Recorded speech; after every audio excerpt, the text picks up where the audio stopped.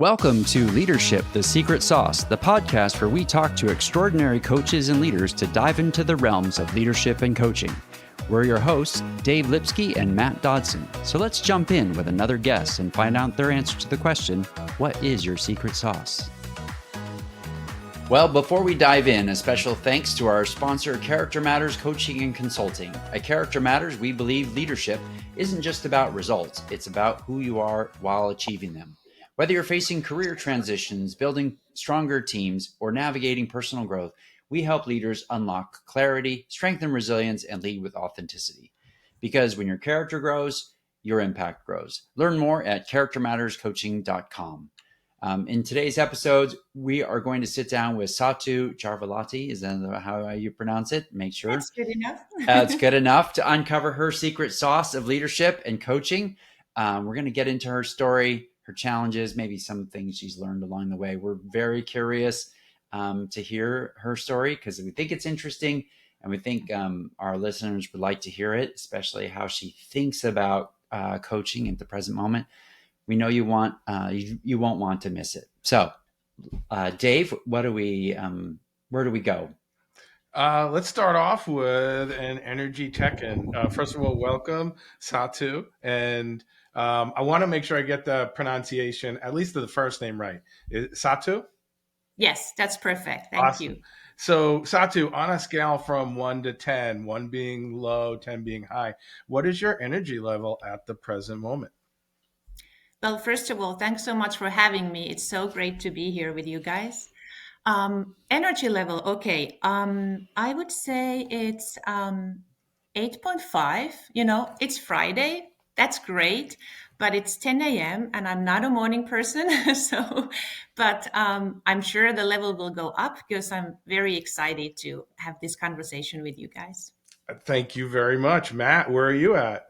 I probably 8.5 or 9. I've been anxious to get back into the podcast studio.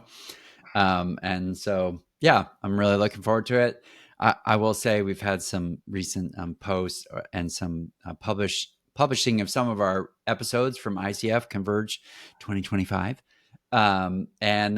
Really, yeah. So just for some reason, being in studio seems to make it different, not worse, not better. It's just different. And so really, I'm glad to be here. How about you, Dave? Very cool. I think I'm at my first 10 because I'm expecting a grandchild. So, right, nothing could be better. The sun is out on the mountain overlooking the Woodbury Commons, New York. It's a chilly day, but we already had a nice walk with Max, my puppy. So I'm like raring to go. So it's so funny that Max is your puppy because Max is my son. You know what? Good name. And yes. And Max is the only one that still greets me and my family. So I understand that. Yeah. So Satu, as you are on a plane, train, or automobile, and you're traveling around, and somebody turns to you and say, what do you do? How do you describe what you do? Interesting question. I would say I'm a mom, a wife, a daughter, a farmer, ex-banker, but now I'm a leadership and talent development consultant and a coach. So a lot of things, right? We appreciate the order that you put them in too. Thank you. Yeah. First things first. Satu, let me just ask this. Everyone has a sort of a turning point, and especially if anybody looks at your LinkedIn profile or your CV, you had a turning point not too long ago. I think you posted, I looked at it again this morning, just around making a big shift. So maybe you can, a little bit different question, like when did you realize what your sort of secret sauce was and you need to pursue it? And how does it change you as a person? Actually, I have to say, I kind of have known it since I was a little kid. Because, I was always someone that people came to and, confided in me. And I just love to listen to them and ask questions and help. And only much later, I kind of realized that I'm probably a bit of an empath, And it's not easy to be sensitive but that's also my superpower, I realized later. And that's also how I found my secret sauce. We can talk about that later. But basically, I have a long corporate career, over 20 years, and mostly in banking, which is a tough business, I have to say, especially for someone like me. And I guess one of the turning points was when I got my first leadership role. I was heading a private banking unit back in Finland. And, the people, my team, they were all smarter than me, more experienced, real experts. I was a young lady. And somehow, just naturally, and maybe I was using my intuition, I really adopted this philosophy that I still today really believe in, both in leadership and in coaching, which is servant leadership. So I just really went in with the idea that I'm here to serve you. I'm here to enable you. I'm here to empower you, that you can be your absolute best, that you can be your most authentic selves, you can perform. And that really helped me, to build that trust, that, they can trust that I will take care of things. They just focus on what they do best. And it was really rewarding. And I learned so much. But then I have to say, that was in Finland. Then we moved to Switzerland and I worked at Credit Suisse. And suddenly that style didn't work. I was considered too nice. Because Switzerland, is much more hierarchical and formal culture than Finland. And I was so confused and I really struggled and I really started to question myself. And I had to adjust, not necessarily so much, towards my team, but managing upwards. That was a new thing for me. We don't really do that much in Finland, which is a very equal culture. And I definitely learned some new ways, and how to show up. But ultimately, I then stayed true to myself and to my values. It's most important. And I found a place to feel at home in Credit Suisse, and that was, of course, the learning and development, function. So the leadership and talent development function in our group HR, and that was my last corporate role, which I absolutely loved. So I was leading this company-wide global leadership development and mobility program, 2-year program. I had these 30 amazing young leaders all over the world. And I was able to empower them and coach them and, on their journey. And it was just wonderful and so rewarding. And there, of course, you heard the word coaching. So, and by the way, I just maybe mention that back in 2016, I had like a career break, 6 months. So I took a coaching course. It was very rigorous, very thorough, 6 months course. I really loved it. That was also maybe one of the turning points because it was really self-discovery journey, of course, because you start with that, right? Building your self-awareness. You have to first coach yourself to be able to coach others. And that was such a wonderful thing. And I was so excited. But then, I was back at the corporate world. And as said, I did coach there a lot in-house. And that's, of course, a different role than being external coach. But then, so 2023, I resigned from Credit Suisse because once again, we moved. And this time we moved to the US. So here I am in Connecticut. My husband's American. This is his hometown. By the way, that's also something, when you have to go to a new culture and, also express yourself with another language, that is tough. It's a wild ride, but it's amazing. You learn so much. You have to grow. It's good. It keeps you young. But anyway, so now I've been here for 2 years. This is a very long answer. So I've been here for 2 years and now as an independent entrepreneur doing consulting and coaching. I think my initial thought is that it takes incredible courage to go across different cultures and then try to practice what you did in the previous place. Yeah. Tell me a little bit about some of the for our audience, they're probably mostly in the UK and the US.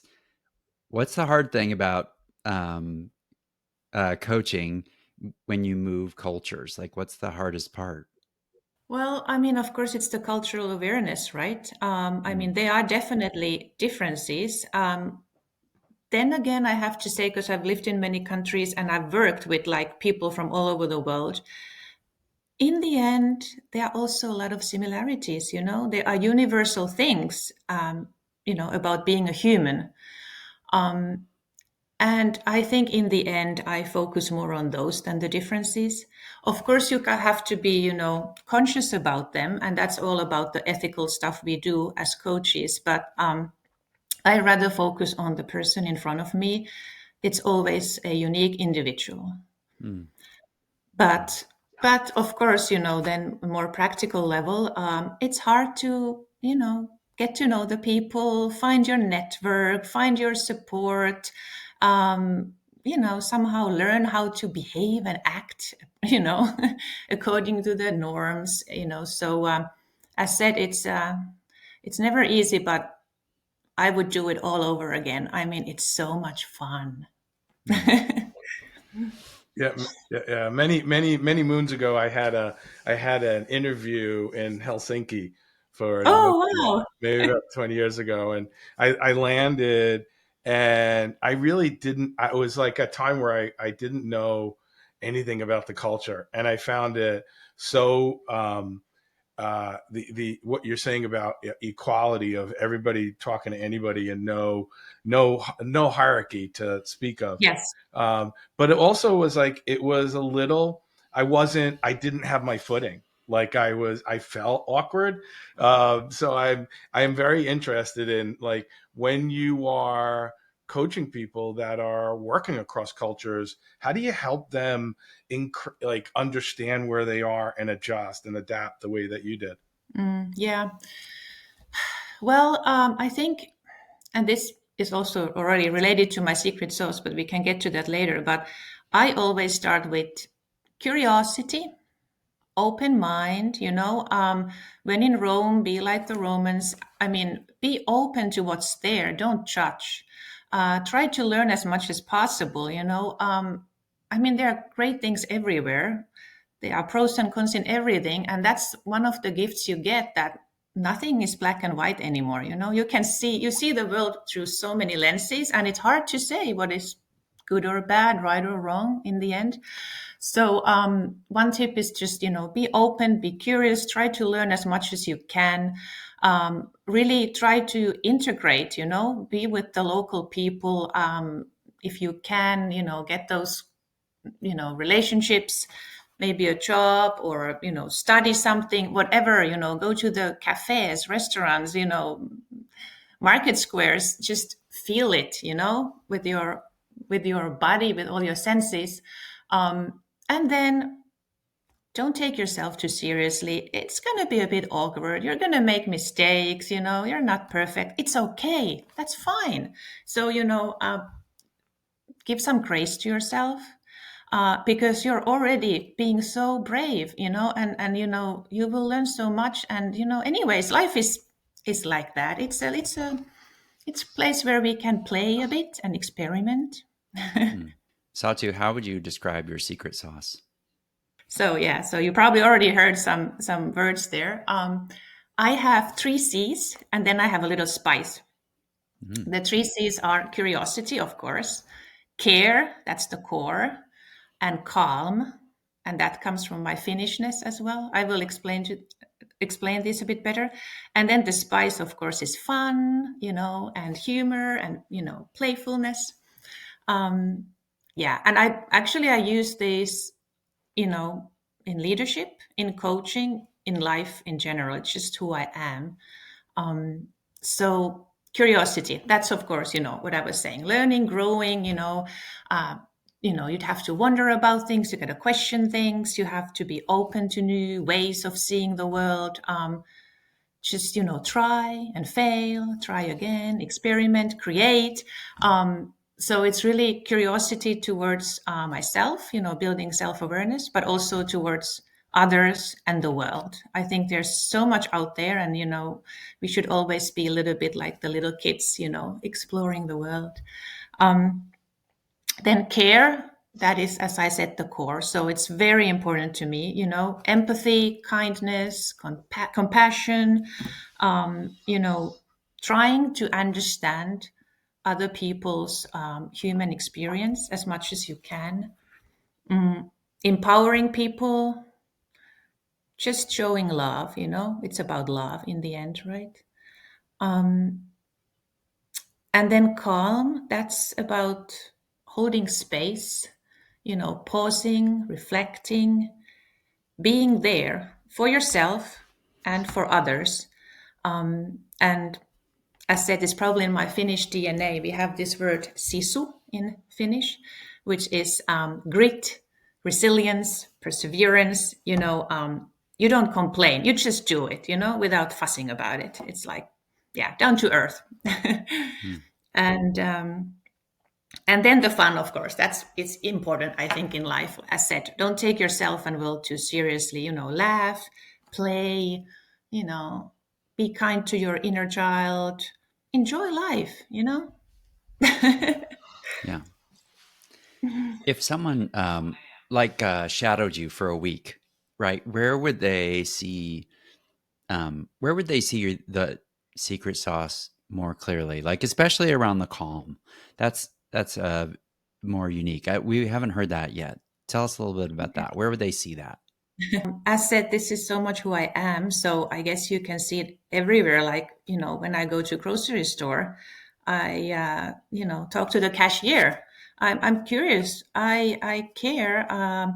But also, of course, it shows up, hopefully, I don't know, but hopefully in my coaching sessions, in my leadership development trainings, if I'm facilitating in front of people in a room, there you have to stay calm. Let's say there are 15 people in the room. There's a lot of different energies. And as said, I can easily sense people's energies, which is great, but it's also very tiring. So also there, it's kind of a coping mechanism that I just stay calm, and sort of, no matter what happens, it's like, okay, it's going to be fine. We'll get through this. It's also that you can stay flexible, but you also stay grounded. Also, I would say just in general, even with my family, Max is a teenager, so there's sometimes some emotional stuff happening. So it's good to have this Finnishness that it's okay, it's gonna be fine. Let's just breathe, and it's no fuss, it's okay. I think it's helpful, also often to other people. But mostly, I said, it's a coping mechanism for me because, I kind of think it's important that I take that pause before I react, that I can really be thoughtful what I want to say or how I want to act and behave.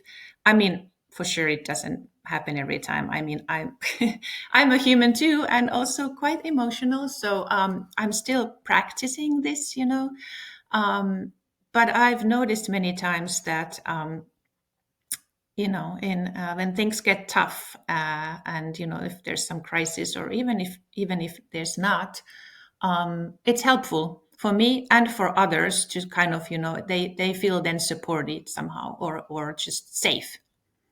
Satu, let me ask you this question. So, especially sort of spanning both the Europe and then in the US the last couple of years, things are changing fast. And I saw something that you posted online about just AI and Yeah. what do you think in light of that? What do you see? You know, where do you think coaches need to adopt that or start doing something in order to stay relevant? We don't really typically ask coaches this question, but I'm just curious from your perspective around seeing things on both sides of the Atlantic. What do you see that coaches should start or stop doing?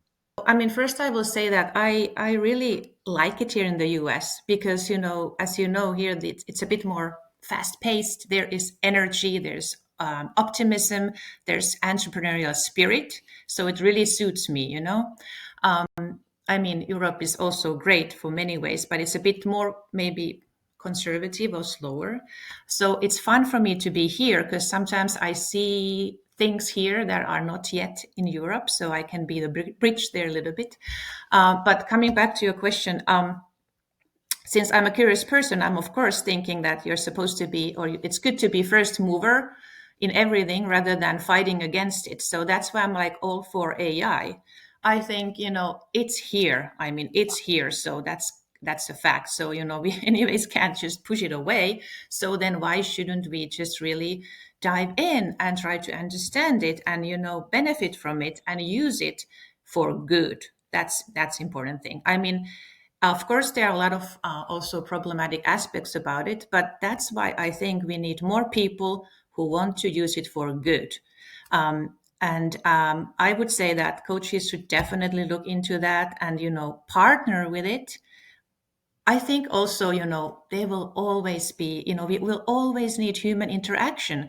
That will not go anywhere. It's a special thing. It's also the secret sauce we have, as a humanity and as a community.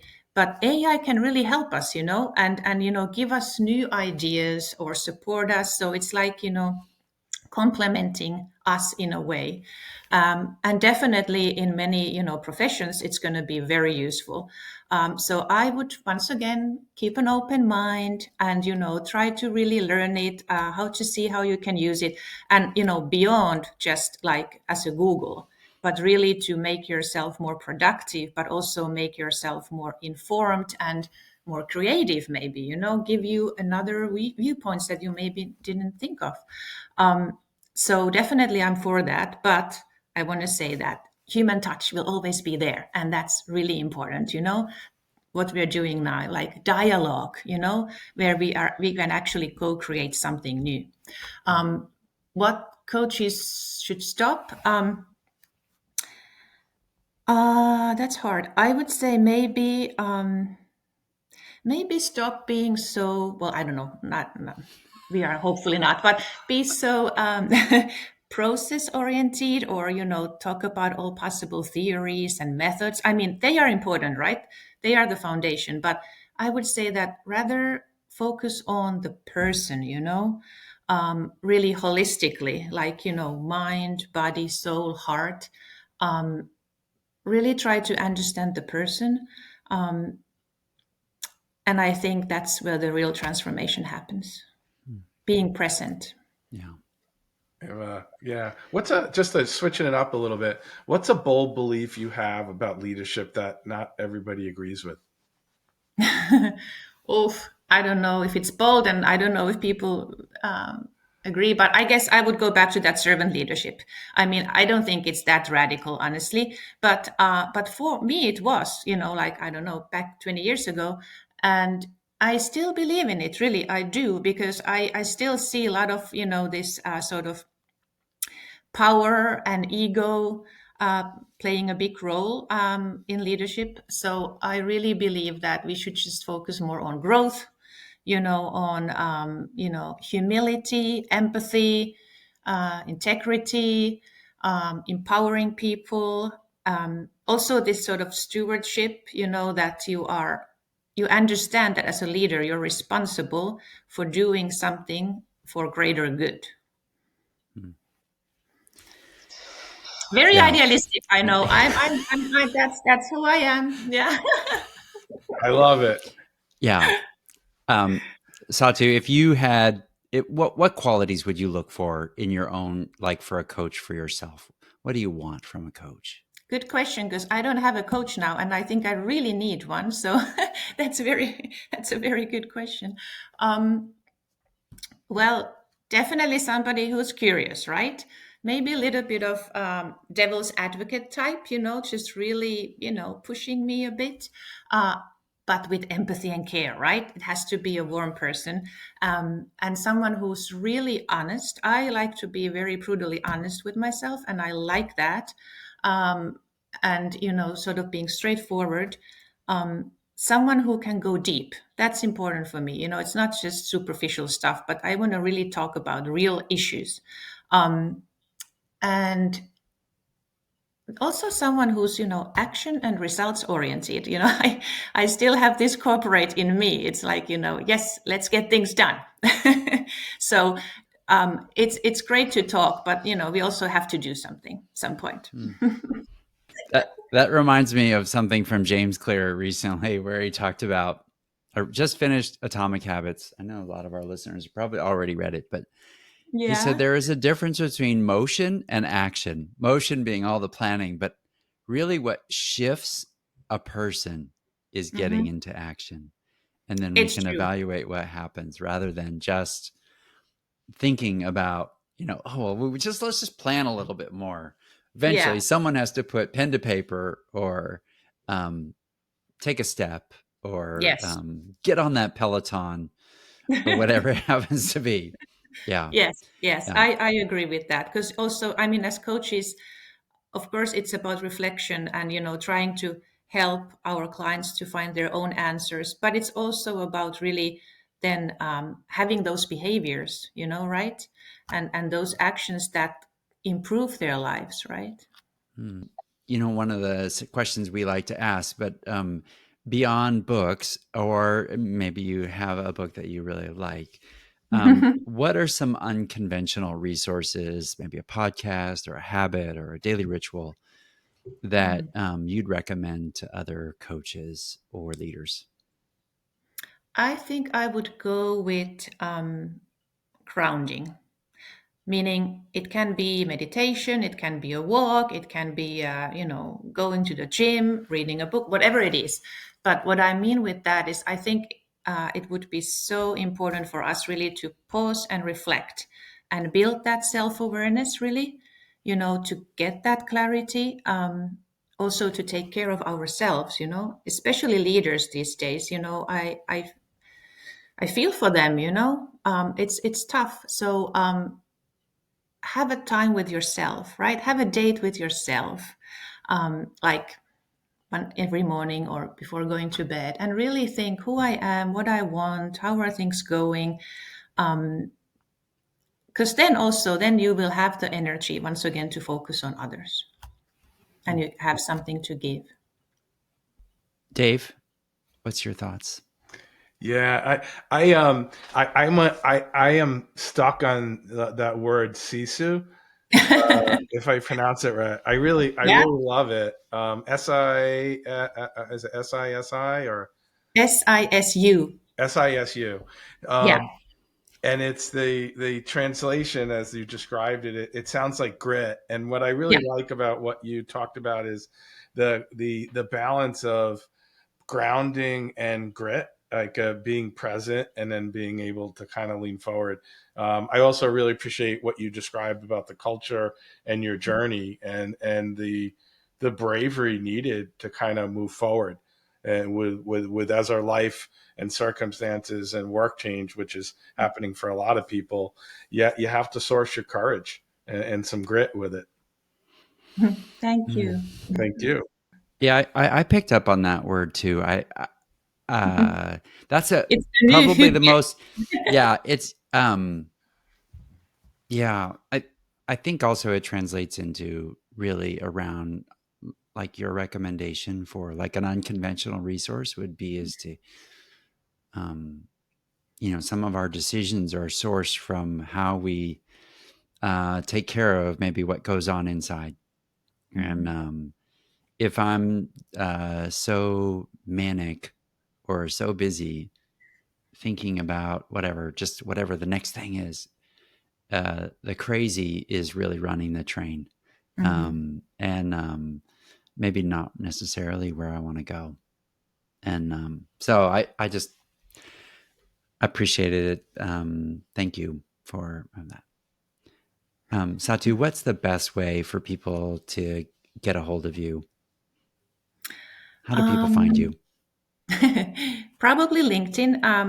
My name is so weird that for sure, it's not hard to find. There's no one else like that in this world. So, yeah, LinkedIn. I mean, I would love to connect. As said, I've been only 2 years in this country, and it took a while to get a green card, by the way. So, I couldn't start working right away, which was fine because I was able to just, integrate here with the family.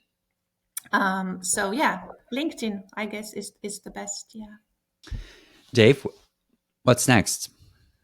Yeah, I want to do a quick shout out to our sponsor, Character Matters Coaching. Get in touch with Matt to find out how you can help your organizations.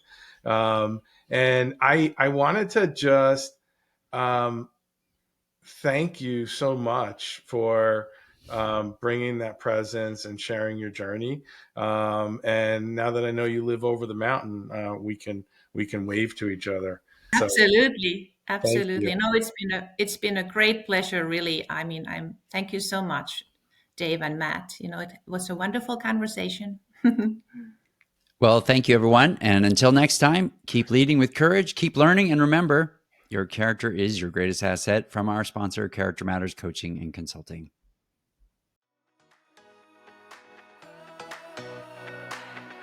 Thanks for listening. If you love this podcast, please share it with another coach or leader. Make sure you go to the show notes to get all the resources from today's episode.